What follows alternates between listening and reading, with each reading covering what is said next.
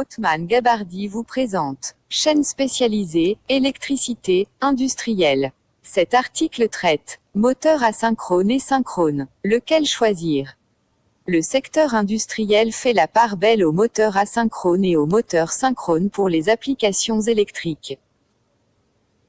Si les deux moteurs sont constitués d'une partie fixe appelée stator et d'une partie mobile, le rotor, les différences entre ces deux types de moteurs ne sont pas toujours évidentes, pour les professionnels comme pour les amateurs en quête de références de qualité. Quels sont leurs atouts respectifs? En quoi se différencient-ils? Réponse de ce pas. Zoom sur le moteur synchrone. Les moteurs asynchrones et synchrones se différencient par leur rotor. Celui des moteurs synchrones est composé d'un aimant ou d'un électroaimant. Ainsi, ce rotor tourne à la vitesse de synchronisme, le moteur synchrone tourne à la même vitesse que le champ magnétique. Plus les points positifs.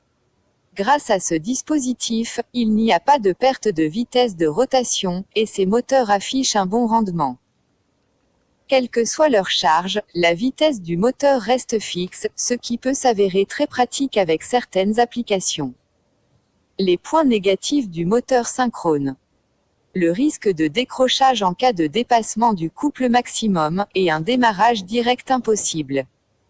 Focus sur le moteur asynchrone. Le rotor du moteur asynchrone est composé d'anneaux, le rotor et le stator sont constitués de bobinages.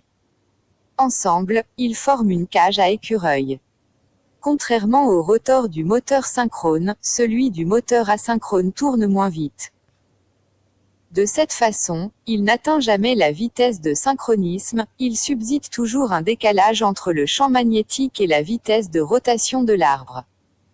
Les points négatifs du moteur asynchrone. Ce processus entraîne des glissements et une perte de la vitesse de rotation. Plus les points positifs du moteur asynchrone. Contrairement à son homologue synchrone, il peut être lancé directement sur le réseau. Par ailleurs, les moteurs asynchrones offrent une grande polyvalence. Ils sont utiles à de très nombreuses applications. Moteur synchrone versus moteur asynchrone, bilan. Si les moteurs synchrones sont très appréciés pour leur rendement, les moteurs asynchrones restent les moteurs les plus utilisés dans l'industrie. Notamment parce qu'ils sont moins onéreux, moins volumineux, plus faciles à entretenir et dotés d'une grande résistance, compatibles avec une grande majorité de machines industrielles, munis d'un variateur de vitesse efficace et globalement plus simple à mettre en place que sur un moteur synchrone. Vous êtes en quête d'un moteur asynchrone pour votre application. Faites votre choix parmi notre offre de moteurs monophasés, de moteurs triphasés et de moteurs bivitesses. Au contraire, vous êtes en quête d'un moteur synchrone de qualité. Jetez un œil à notre sélection de moteurs brushless qui traversent leur stator, voire, principes généraux, glissement d'une machine asynchrone. La machine asynchrone a longtemps été fortement concurrencée par la machine synchrone dans les domaines de forte puissance, jusqu'à l'avènement de l'électronique de puissance. Elle est utilisée dans de nombreuses applications, notamment dans le transport, métro, train, propulsion des navires, automobiles électriques, dans l'industrie, machines-outils, dans l'électroménager. Elle était à l'origine uniquement utilisée en moteur, mais, toujours grâce à l'électronique de puissance, elle est de plus en plus souvent utilisée en génératrice, par exemple dans les éoliennes. Pour fonctionner en courant monophasé, les machines asynchrones nécessitent un système de démarrage.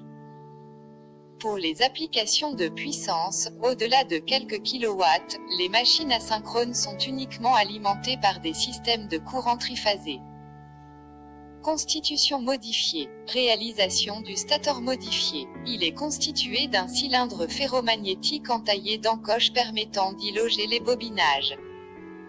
Ce cylindre est constitué d'un empilement de plaques de tôle feuilletées afin de limiter les courants de Foucault. Il est courant de réaliser une protection supplémentaire contre les échauffements anormaux des bobinages en plaçant au cœur de ceux-ci soit un disjoncteur thermique, soit un capteur de température, ceci afin de couper l'alimentation électrique en cas de dépassement d'un seuil déterminé de température.